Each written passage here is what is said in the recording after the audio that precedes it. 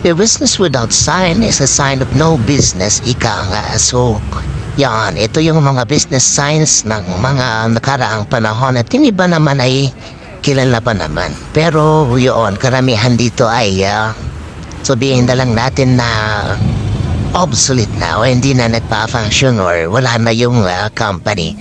But at any rate, ang mga business signs pa rin sila guys. So yun, send nga rin guys o pa-share naman ang inyong mga kuha nyo sa mga business signs na mga luma kung meron kayo guys. Kasi maganda rin tignan na lalakadin ng fast na meron tayo nito dati yung mga business signs. So diba yung mga iba nga dito di ko nakilala actually.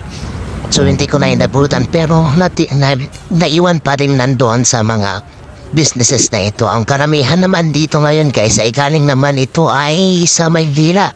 Meron ding sa Divisoria, Recto at iba pang lugar. So at least part pa rin ito ng Maynila. Sa iba guys hindi pa ako nakarating. So kaya wala pa akong may represent. So probably pag napadaan ako sa mga area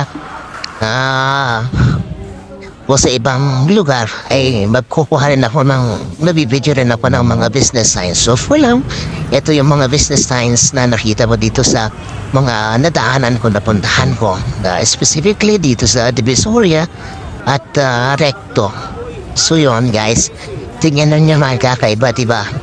Maating hindi nyo rin kilala yung iba dito o hindi nyo na inabutan guys, especially sa mga bata sa ngayon, hindi na to kilala. Pero yun, nakakatuwa lang guys kasi merong mga ganito dati.